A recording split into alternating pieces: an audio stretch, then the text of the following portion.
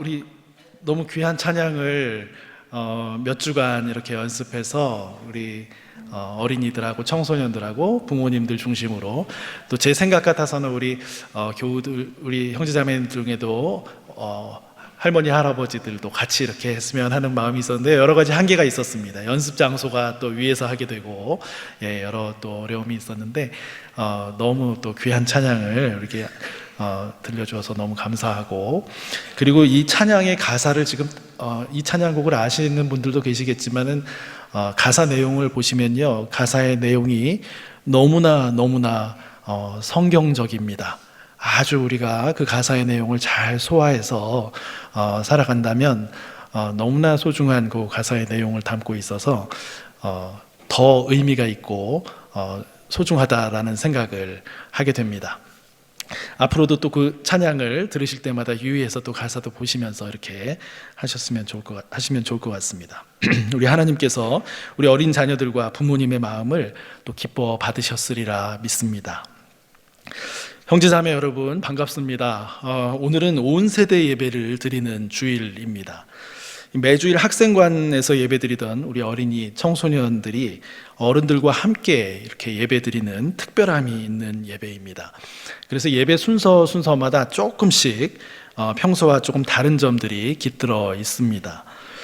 또 설교 오늘 후에는 우리 모두가 함께 성찬에 참여하는 그런 의미 있는 시간도 갖게 됩니다. 이 모두가 하나님의 은혜이고 또 감사의 제목이 됩니다. 오늘 함께 나눌 이 성경의 말씀은요, 시편 19편인데요 오늘 어린이와 청소년 그리고 어른이 각각 일부분을 이렇게 읽어주셨습니다. 강호나 어린이가 잘 읽어준 1절부터 이 6절의 말씀은 하나님의 창조의 위대함과 아름다움을 노래한 부분이죠. 하늘과 또 창공에 드러나는 하나님의 영광을 노래하면서 특별히 선이죠. 해에 대한 묘사가 4절부터 6절까지 이렇게 나타나면서 중심을 이루고 있습니다. 오늘 예배는 우리 어린이들도 있고 해서요, 제가 이 말씀 관련한 짧은 동영상을 한번 준비해 봤는데요, 같이 한번 잠깐 보시고 말씀을 이어가도록 하겠습니다. 짧습니다.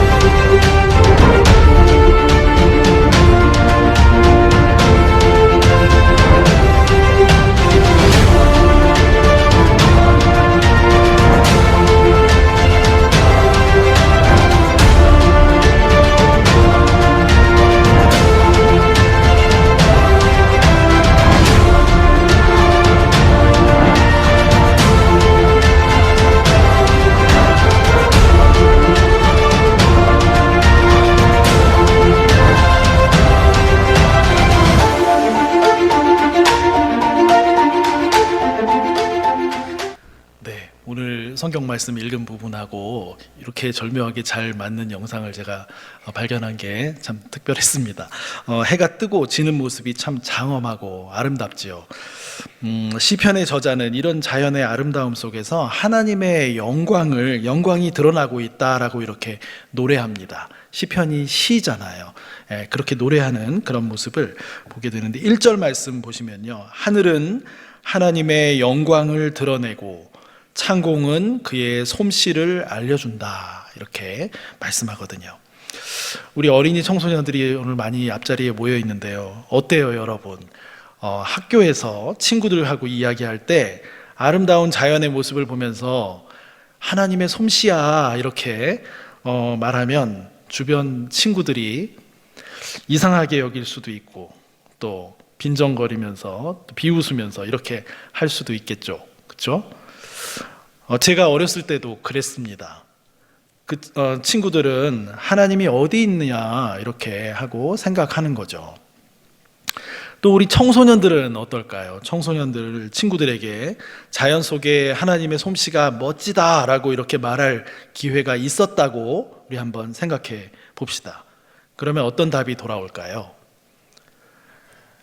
야, 그건 저절로 그렇게 되는 거야. 자연은 자연 법칙대로 그냥 그렇게 움직이는 거라고. 하나님이 세미하게 솜씨를 보이시고 뭐 이렇게 한다는 건 다 옛날 고대 사람들이나 믿던 거지. 요즘도 그런 걸 믿냐? 한심하긴. 뭐 이런 답이 돌아올 수도 있을 거예요. 어른들도 상황은 비슷할 수 있죠. 먹고 살아가기 바쁜데 자연에 감동하고 또 한술 더 떠서 하나님의 작품이니 솜씨니 뭐 그렇게 하느냐 하면서 핀잔을 받을 수도 있습니다. 자연은 아름답지. 그런데 그 뒤에 하나님이 있고 뭐 그 솜씨가 어떻고 이런 이야기는 하지 마라. 이렇게 말하는 이도 있겠지요. 하나님을 알지 못하는 이들과 하나님을 믿고 아는 우리들의 차이점 중에 하나가 바로 이런 것일 겁니다. 오늘 시편의 시인을 한번 보세요. 아무 말 없이 펼쳐져 있는 자연을 바라보면서 4절 말씀에서 보면 이렇게 말합니다. 그 소리 온 누리에 울려 퍼지고 그 말씀 세상 끝까지 번져간다. 이렇게 노래하고 있습니다. 그 소리란 어떤 소리인가요? 1절 말씀에서 하늘과 창공이 하나님의 영광을 드러내는 소리, 그 솜씨를 알려주는 그런 소리이지요. 또 2절 말씀에 보면요, 매일 반복되는 낮이 우리에게 전해주는 소리가 있다. 또 매일 반복되는 밤이 어떤 지식을 우리에게 전해주는 그 소리, 물리적으로는 들리지 않는 소리인데요, 그 소리가 온 누리에 울려 퍼지고 세상 끝까지 번져간다. 이렇게 고백하면서 노래합니다. 그렇다면 이 시인은 어떻게 창조주 하나님을 알고 이렇게 찬양할 수 있게 되었을까요? 바로 하나님의 말씀 때문입니다. 하나님의 말씀이 사람에게 다가오고 그 마음 문을 열고 들어오면 사람을 바꾸어 줍니다. 오늘 청소년부 찬영이가 잘 읽어준 본문 말씀 7절에서 10절까지의 말씀에 주님의 교훈이라고 번역되어 있는 그것이 바로 하나님의 말씀, 여호와의 말씀입니다. 우리를 찾아오셔서 우리의 마음 문을 두드리시는 그 말씀입니다. 신비롭게도 이 하나님의 말씀은 사람에게 생기를 북돋워 줍니다. 그리고 참 정직한 말씀이어서 우리 마음에 기쁨을 가져다 줍니다. 또 사람의 눈을 밝혀주는 능력도 있습니다. 이 사물을 보면서도 지혜와 통찰력을 준다라는 말씀이시죠. 제가 청소년 시절에 암송하며 지냈던 이 성경 말씀들이 몇 가지가 있는데요. 대표적으로 이런 것이 있었습니다. 혹시 누가 맞춰보실 수 있는 게 있을까요? 쉽지 않겠죠. 그 많은 성경 구절 중에 하나를. 잠언 1장 7절의 말씀이었는데요. 이렇게 되어 있습니다. 여호와를 경외하는 것이 지식의 근본이거늘 미련한 자는 지혜와 훈계를 멸시하느니라 하는 말씀을 암송하면서 또 지낸 그런 기억이 있습니다. 우리 초등학교를 졸업하고 중학생, 고등학생이 되면 어떻게 되나요? 우리 청소년들도 여기 많이 있는데 학년이 올라갈수록 여러 가지 지식을 접하면서 그 내용도 많아지고 또 어려워지지요. 그렇죠? 모든 지식의 근본이 되는 것이 이 여호와 하나님을 경외하는 것이다라고 이렇게 하는 말씀을 제가 성경을 청소년기 때 누군가에게 조언을 받았겠죠. 읽어보라고. 그래서 찾아보고 읽어보면서 성경 말씀 속에 그 말씀이 있구나라는 것을 알게 되었습니다. 많은 지식이 있는데 그 중에 제일 근본이 되는 것이 하나님을 경외하는 것이다라는 것을 그래서 그때 처음 알게 되었는데요. 수학도 공부하고 과학도 공부하고 사회, 역사도 공부하고 영어, 음악, 미술, 체육도 공부하는데 그런 지식들의 근본이 아주 근본이 여호와를 경외하는 것이라고 하는 것입니다. 그러면서도요, 한편 왜 그럴까 하는 질문도 있었습니다. 지식의 근본이 되는 것이 하나님을 경외하고 사랑하는 것이라고 하는데 그거를 잘한다고 제가 해서 학교 공부를 더 잘하게 되고 뭐 꼭 그렇게 되는 것 같지 않았거든요. 그런데 그 말씀의 뒷부분을 또 읽어보면서 조금씩 제 이해가 이렇게 넓어지게 됐는데요. 미련한 자는 지혜와 훈계를 멸시하느니라, 이런 말씀이 뒷부분에 나오거든요. 그 말씀을 생각하면서 어느 정도 의문이 풀려가기 시작했습니다. 하나님의 말씀은 사람의 이 마음가짐을 바르게 갖게 하니까 바른 마음가짐을 가질 때 다른 모든 지식을 공부하는 것이 의미가 있게 되겠구나 라는 생각들을, 작은 깨달음들이 생기게 된 것이죠. 지식을 잘 습득해서 1등을 계속 하게 하는 것만이 좋은 것이 아니라 모든 지식의 그 근본이 하나님이시라는 것을 알고 그리고 그 하나님을 경외할 줄 알면서 공부도 해나가고 또 이것저것 자기 개발을 여러 가지 모양으로 또 해가는 것이 중요하다라는 것이죠. 그래서 우리 청소년들도 이 잠언 말씀 1장 7절 말씀을 오늘 예배 끝나고 또 집에 가셔도 한번 찾아보고 또 암송도 하고 그 뜻을 생각하면서 이렇게 학교 공부도 해가고 자기 재능을 개발해가는 그런 일들을 즐겁게 계속 해갈 수 있으면 좋겠습니다. 그런 의미에서 우리 다 같이 한 번만 한 목소리로 한 번 더 이 잠언 말씀을 한번 읽어보면 좋겠습니다. 네, 같이 한번 읽어볼게요. 다 같이 한번 읽어보겠습니다. 시작. 여호와를 경외하는 것이 지식의 근본이거늘 미련한 자는 지혜와 훈계를 멸시하느니라. 아멘. 우리가 매사에 모든 일을 할 때 이런 자세로 하게 될 때 하나님께서 분명히 각자가 하는 이 모든 일에 지혜와 통찰력을 더해 주시리라 믿습니다. 우리 어른들이요, 저보다도 더 연세가 많으신 우리 어른들이 주 활동 무대로 살아왔던 세기는 20세기라고 이렇게 표현해도 되지 않을까 싶습니다.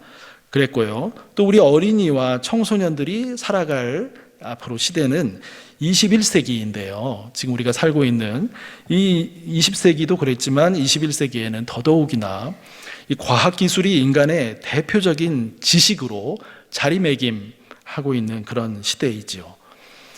20년 좀 전에 우리 한국에서 축구 월드컵이 열렸던 사실을 혹시 우리 어린이들이나 청소년들도 들어본 적이 있는지 모르겠어요. 2002년에 우리 한국에서 월드컵이 있었거든요. 들어봤어요? 아, 그러네요. 그때 태어나지도 않았을 텐데. 네, 그때 한국 축구팀이 어디까지 올라갔는지 혹시 아세요? 야, 진짜 다 잘 알고 있네요. 저만큼 잘 알고 있네요. 맞습니다. 4강까지 갔습니다. 이 4강쯤 가게 되니까요, 그 응원단에서 나오는 그 응원 구호 중에서 이런 구호가 등장했어요. 꿈은 이루어진다. 이런 구호가 4강쯤 가니까 이게 등장했어요. 우승하는 거, 월드컵 줄림의 컵을 얻는 거, 거기까지 꿈이 이제 우리가 있는 건데 그 구호가 나오자마자 우리가 졌습니다만은 어쨌든 그런 그 당시에 제가 신학교를 졸업하고 하나님이 길을 허락해 주시면 유학을 떠나야지 하면서 유학을 준비하고 있던 그런 때였는데요. 제 동생이 다니던 회사에서 어떻게 정말 기회가 너무 잘 맞아서 그 경기장 표를 잘 얻게 되어가지고 대전구장에 있는 그 이탈리아전을 표를 얻어서 직관을 했던 그런 기억이 있습니다. 물론 그 경기에서는 꿈은 이루어진다라고 하는 이 문구는 그게 16강전이었기 때문에 거기에서는 아직 나타나지는 않았었어요. 그랬었지만 그런 경험이 있거든요. 꿈은 이루어진다, 이런 그 문구가 계속해서 우리 축구팀과 따라다녔던 그 기억을 하는데요. 이 저를 비롯한 우리 어른들이 어렸을 적에 이렇게 꿈만 꾸던 것들이 이 과학기술이 엄청나게 발전을 해가면서 현실로 이루어진 일들이 정말 꽤 많이 있습니다. 우리 한번 화면을 한번 살짝 보여주시면 좋겠어요. 잘 글씨가 안 보이실 텐데, 스마트폰. 어렸을 때 걸어다니면서 TV를 우리 볼 수 없을까? 이런 생각했던 그런 마음들이 있었는데 스마트폰으로 연결이 되는 현실을 맞았고요. 또 어릴 적에 누가 자동차 그냥 좀 저절로 자동차 말만 하면 운전해주면 좋지 않을까? 이런 생각했는데 자율주행차라는 것이 이제 많이 엄청나게 가까이 다가온 현실을 살아갑니다. 또 우리나라 석유도 안 나오고 또 에너지 문제가 심각한데 태양열 엄청난 거 이거 어떻게 잘 활용할 수 없을까 했을 때 했던 것들이 태양열 패널 같은 것들을 이용해서 에너지를 또 상당 부분 또 이렇게 활용하는 그런 모습들도 보게 되고요.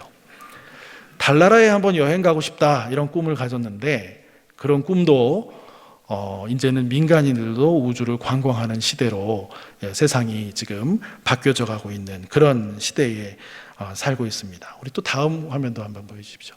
아까 우리 기도에서도 선생님께서 말씀해 주셨는데 AI가 우리 생활 모든 면에 깊숙이 들어오는 그런 시대를 또 살아가고 있고요. 그런 시대를 맞이하고 있습니다. 또 다음 화면이요.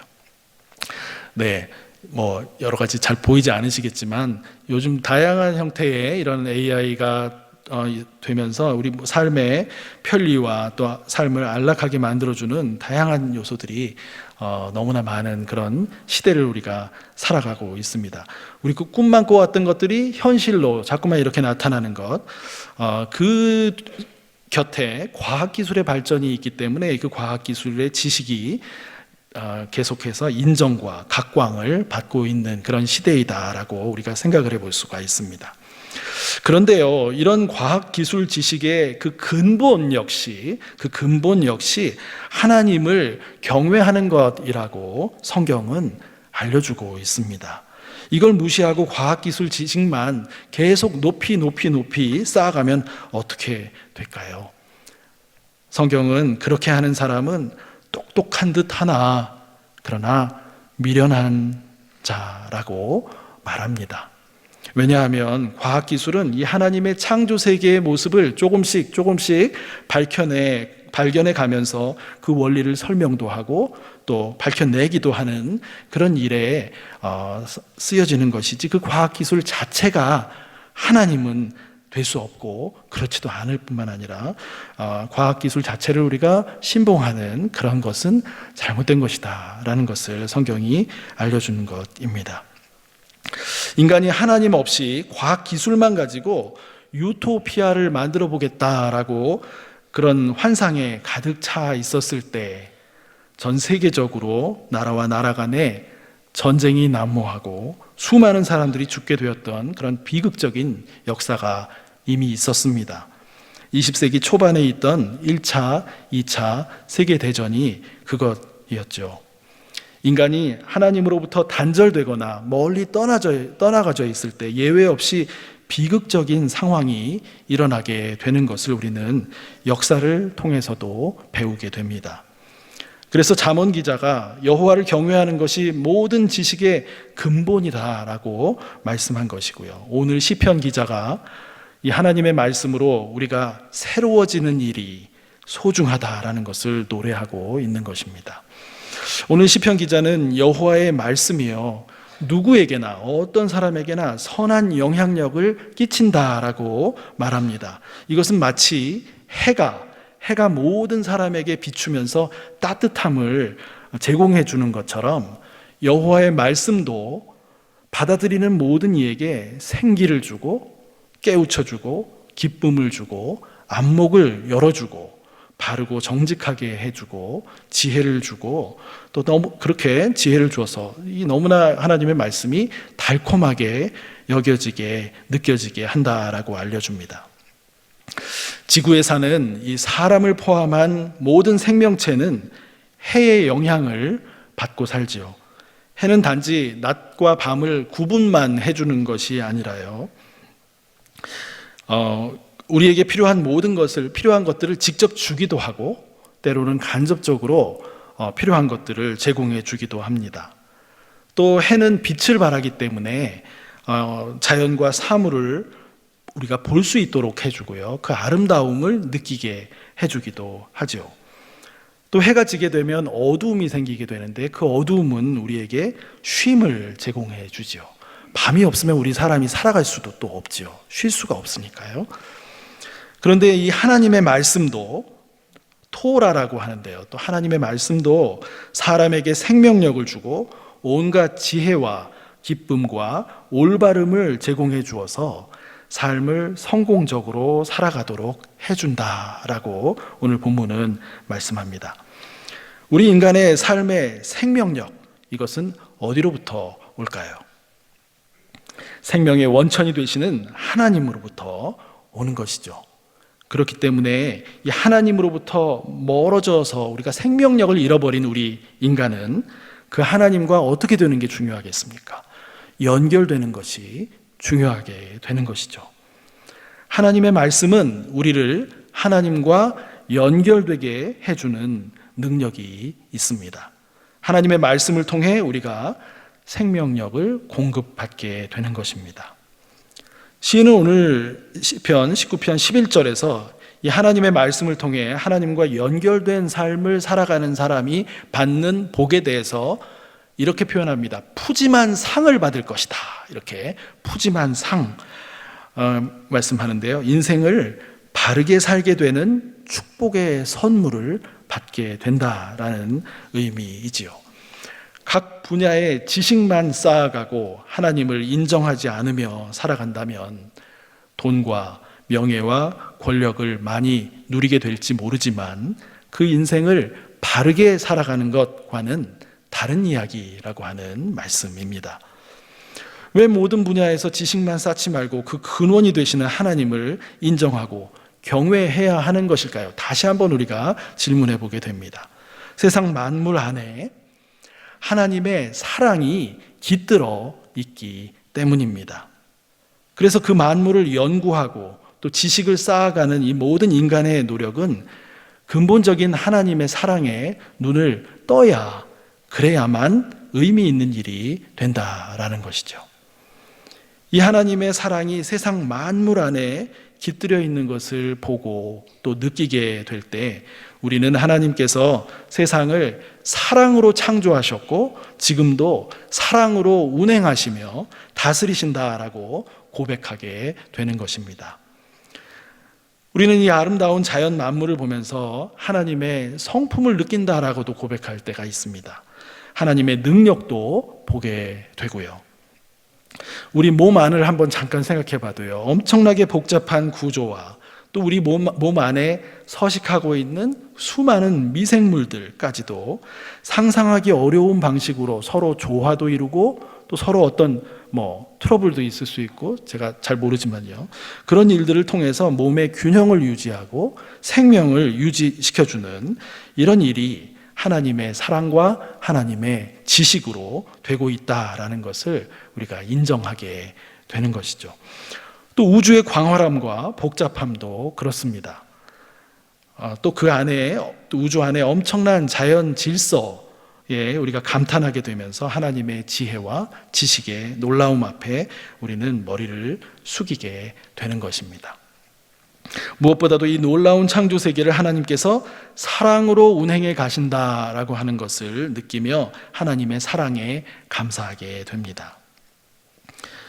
그런데요, 우리가 살고 있는 이 세상의 문화는 이 생명의 근원이시고 사랑으로 창조 세계를 다스리시는 하나님을 인정하지 않으려 합니다. 인간의 능력으로 과학기술을 개발하고 발전시켜서 유토피아를 만들어낼 수 있다라는 환상을 자꾸 계속 부추깁니다. 이런 사고와 문화와 역사에는 하나님의 자리가 없습니다. 인간의 지식과 업적만을 높게 평가합니다. 인간의 편리와 안락함만을 중요하게 여깁니다. 자연 만물을 개발해서 인간의 욕망을 채우는 일에만 관심이 많아지게 됩니다. 뛰어난 수학과 과학 지식이 이런 일에만 사용될 수도 있다는 것이죠. 세계 역사는 발전하고 점점 유토피아를 만들어가는 것 같아 보이지만 결국은 허무한 디스토피아, 불행한 사회를 만들어냅니다. 우리는 어떤 소리를 귀 기울여 듣고 붙잡으며 살아가야 할까요? 하나님의 아름다운 창조 세계를 바라보면서 이 자연이 하나님을 노래하는 이 소리를 들을 수 있는 은혜가 필요합니다. 이러한 은혜는 우리가 하나님과 연결이 되어야 가능한 일입니다. 그러므로 우리는 하나님의 말씀을 읽고 들으며 묵상하는 일을 통해 하나님의 은혜와 사랑을 경험해야 하는 것이죠. 하나님의 말씀을 사랑하면서 읽고 묵상하면서 하나님을 알아가게 되면 이 아름다운 창조 세계를 통해서 하나님의 영광을 느끼게 되고 그 영광을 또 노래하게 될 것입니다. 우리를 생명의 근원 되시는 이 하나님과 연결시켜주기 위해서 오신 분이 계세요. 누구실까요? 그렇습니다. 우리가 믿는 예수님입니다. 하나님의 아들로 사람의 모습을 입고 세상에 오신 분, 세상 만물을 사랑하시고 우리 인간을 사랑하시는 그 하나님이 그 아들을 세상에 보내셨습니다. 온 세상 사람이 생명의 원천이신 하나님과 관계를 맺고 살아가게 하시려고 그렇게 하신 것이죠. 예수님을 믿으면 아버지 하나님과 관계를 맺게 됩니다. 맺어집니다. 하나님으로부터 사랑과 은혜를 공급받는 그 삶으로 살게 되는 것이지요. 오늘 시편 기자는 이 하나님의 말씀을 통해서 하나님과 관계를 맺게 된다라는 이야기를 7절부터 10절까지 찬영이가 읽어준 그 부분에서 말씀을 하고 있습니다. 그런데 그 말씀, 토라, 하나님의 주님의 교훈, 그 말씀이 온갖 지혜의 말씀이 육신이 되어 세상에 오신 그분이 예수님이십니다. 우리는 그 말씀 자체이신 예수님을 통해 하나님과 관계를 맺고 교제할 수 있게 된 것입니다. 오늘 온 세대 예배를 드리는 우리 모두는 세상 만물 안에 하나님의 사랑이 깃들어 있다라는 것을 기억합시다. 하나님께서 사랑으로 만물을 창조하셨다는 사실을 마음에 받아들이기를 원합니다.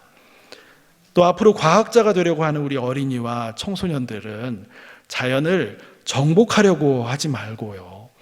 자연을 존중하고 사랑하면서 정직하게 연구하는 일을 해 가야 하는 것이죠. 하나님의 사랑을 닮은 따뜻한 마음으로 수학과 과학을 공부하고 자연을 연구해 가면 좋겠습니다. 불가능한 것은 아닙니다. 17세기에 프랑스의 블레즈 파스칼 같은 분은 수학자이면서 물리학자이기도 하고요. 동시에 또 신학자로도 알려져 있습니다. 기독교 신앙을 가진 과학자로 유명합니다. 그리고 같은 17세기에 영국에 우리가 잘 아는 아이작 뉴턴이라는 분도 있죠. 만유인력의 법칙으로 잘 알려진 그 아이작 뉴턴은 자연과학 연구뿐만 아니라 성서 해석과 신학 연구에도 관여했고 신앙심이 깊은 인물로 알려져 있습니다. 우리 모두가 세상 만물 안에 하나님의 사랑이 깃들어져 있다라는 것을 인식하며 살아가는 것이 매우 중요합니다. 오늘 본문의 시편 기자는 바로 그런 사람이었습니다. 자연을 바라보고 아름다움을 느낄 줄 아는 사람이었고요. 또 하나님의 말씀에서 경험하는 그 아름다움과 그 자연 속에서 얻는 아름다움을 연결지으며 하나님을 노래한 사람이었습니다. 우리들도 그런 사람이, 시인과 같은 사람이 되면 좋겠습니다. 말씀이 육신이 되어 오신 하나님의 아들 예수님을 믿으며 우리를 사랑하시는 하나님과 연결이 되고 또 하나님과 사랑의 관계 속에서 살아가는 우리들이 되어야 하겠습니다. 하나님과의 사랑의 관계 속에서 이렇게 살아가게 되면 아까도 잠깐 언급드린 11절 말씀에서 푸짐한 상을 주신다 하나님이 약속을 하셨는데요. 자연을 바라보면서 크고 아름다운 하나님 사랑을 계속해서 깊이 알게 하고 누리게 하는 그런 상을 주신다는 것이고요. 또 하나님 말씀과 예수님을 묵상하면서 이 놀라운 하나님이, 이 엄청난 위대하신 하나님이 나를 용서해 주시고 또 나를 받아주시고 격려해 주시고 늘 도와주시는, 나의 친구 같은, 내 곁에 늘 항상 함께 계시는 그런 놀라운, 그런 친구 같은 하나님이시다라는 것을 알고 깨닫게 되어가는 그런 복, 그런 푸짐한 상을, 놀라운 상을 주신다라고 말씀합니다. 이런 푸짐한 상을 받아 누리는 우리 모두가 되기를 바랍니다. 특별히 우리 어린이들과 청소년들은 하나님 사랑 안에서 지금도 자라고 성장하고 있습니다. 오늘 특별 찬양의 이 가사처럼 우리 어른들은 정말 우리 다음 세대 어린이와 청소년들을 축복하고 더 좋은 삶의 터전을 물려주기 위해서 모든 면에서 힘쓸 책임과 또 의무가 있습니다. 어른들은 물론이고요, 또 우리 어린이들과 청소년들이 하나님 사랑을 알고 이 자연 만물과 동료 인간을 사랑하며 존중하는 그런 사람으로 자라가기를 기도합니다. 또 좋은 과학자, 또 운동선수, 화가, 선생님, 작가, 요즘은 게임 소프트웨어 개발하는 사람 등등 앞으로 이 미래 시대에도 하나님을 사랑하고 자연과 그 안에 깃든 하나님 사랑을 누리고 전하는 그런 사람들이 세상에 희망이 될 것입니다. 예수님을 믿고 하나님을 사랑하는 우리 자녀들이 이렇게 세상에 희망이 되기를 간절히 축복합니다. 또 이를 위해 우리가 기도하고 이러한 삶을 살아가는 우리 모두가 되기를 간절히 소망합니다. 기도하겠습니다. 하나님 아버지, 감사합니다. 오늘 시편 19편의 시인은 하나님의 자연을 바라보며 하나님의 영광을 노래하고 그 아름다움을 고백하며 하나님을 찬양한 그런 사람이었습니다. 또 하나님의 말씀을 통해 하나님께서, 그 놀라운 위대하신 하나님께서 나의 삶에 가까이 계시고 나를 용서하시고 받아주시고 부족함을 받아주시고 또 격려해 주시고 도와주시는 너무나 놀라운 사랑으로 함께 하시는 그런 분이심을 또 깨달으며 하나님을 노래한 시인이었습니다.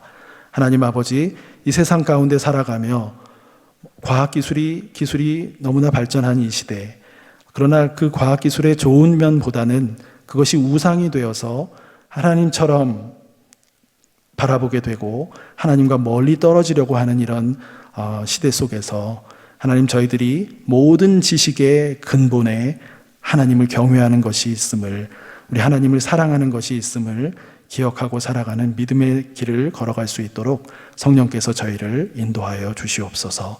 우리 어린이들과 청소년들이 살아갈 21세기에도 하나님께서 우리 귀한 자녀들에게 참으로 귀한 믿음을 심어주시고 또 그 믿음의 바탕 위에서 하나님을 사랑하며 또 우리 아이들에게 자기 분야의 각자의 갈 길을 걸어갈 때에 그 길에서 참으로 귀한 일들을 또 담당해내는 세상의 희망이 되는 우리의 어린이들과 청소년들이 다 될 수 있도록 성령께서 함께해 주시고 인도해 주시옵소서. 모든 것을 주님께 감사드리며 예수님의 이름으로 기도드립니다. 아멘.